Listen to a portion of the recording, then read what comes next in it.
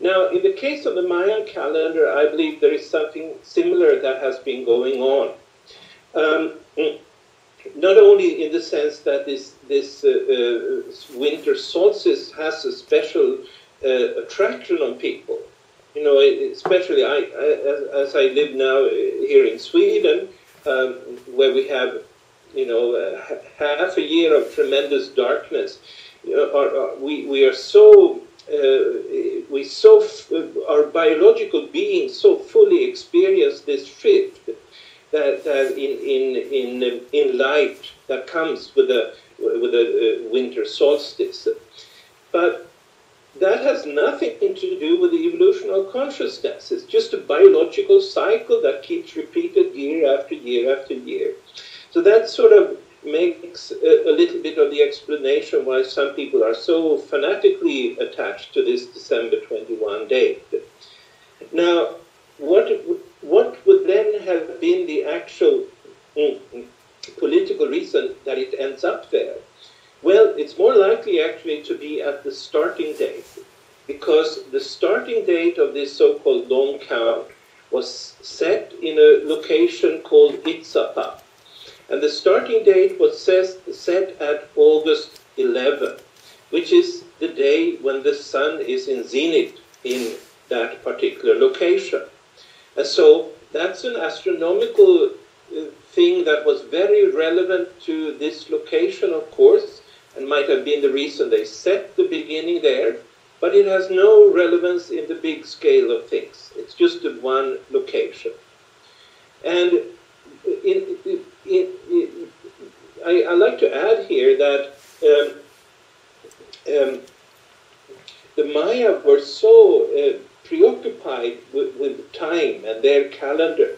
They built their political system. Power rotated among different cities based on what calendrical unit they were in. And so there was an interest, there was a clear interest of prestige and so forth that you may, that we know caused wars between these different cities and so forth. So all of these things are reasons, in my view, to question that it is actually December 21, 2012. Now,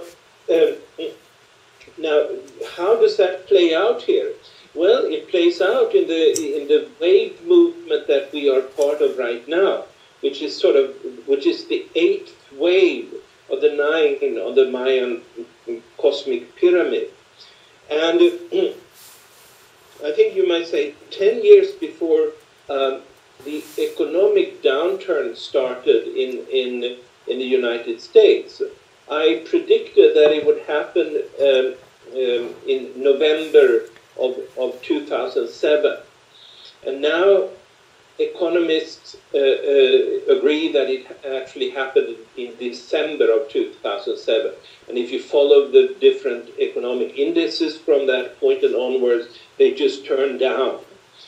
And so I like to say there, if I would not have set the date as I do, I would not have been able to make that prediction.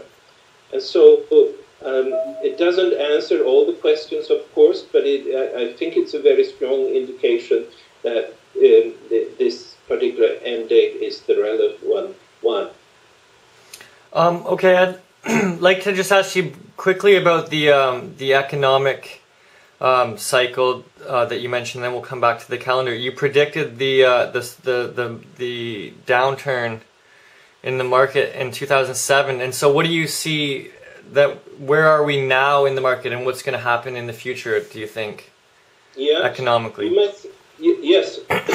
Well, I did predict that the time we're in now, or to backtrack a little bit, that downturn I predicted because a new sort of downturn in creativity started at that particular point.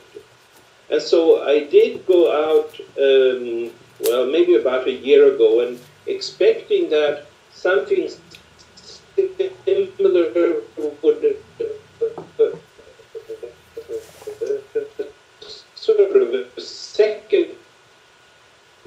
last November. Now, that hasn't happened, and not that it would necessarily happen immediately then, but it hasn't happened, and my perception is that the government, especially of the United States, have been printing so much money that they sort of avoids a downturn. On the other hand, you might say nothing has really been helped in terms of the economy of the world. It's more like giving a drug to the economy and keeping it going for a little bit longer. And so I think it's more or less the world is running on some kind of a artificial duping or something like that. That's the best way I can put it. So do you foresee like a global currency in the future, and a sort of a one world currency that everyone will use, or what do you think is going to happen eventually? Well, you know, when last year when the dollar seemed really shaky, the Chinese and the Russians and I think the OPEC countries, their suggestion was to sort of pool their different. There was this meeting in Borg to pool their different currencies as a new stable for the world economy.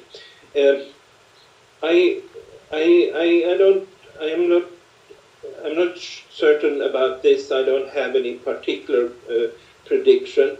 Either it will go in the direction, to one currency of the world. Alternatively, and I think that is more likely, the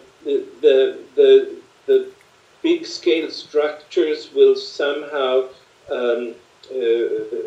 lose their power and instead be much local systems of organization.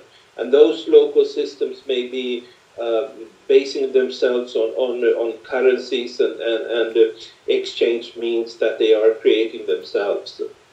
Okay. Okay. Interesting. So we'll come back to the calendar. You mentioned that the downturn happened in a night. I think you said the fifth night. Yes. What does like a day and a night on the Mayan calendar is not the same as we think of it, like a solar day and night, correct? So what is a day and a night on the Mayan calendar? What does it mean? Yep. No, right. So day and night, they are two different kind of periods. There are evolutionary sequences of energies, you might say, wave movements, starting with a seed, ending with a mature fruit, going through a series of steps that are pushing the seed forward to higher and higher levels of development. So when I say day and night here, I say it almost like in the sense of Genesis, like creation days and creation nights. And these time periods, they may be as long as billions of years, and in some cases they are much shorter. But generally speaking, in these sequences, the time periods that are days are the ones that are favoring the particular creativity of such a wave movement. Whereas when a night starts, there is a period of rest, and sometimes even a period of destruction that paves the way for the new things that are going to enter the world. So yes, these are time periods that have somewhat different character. The days are periods of forward movement, of creativity, and then they are alternating with periods that are nights, which are rest or destruction.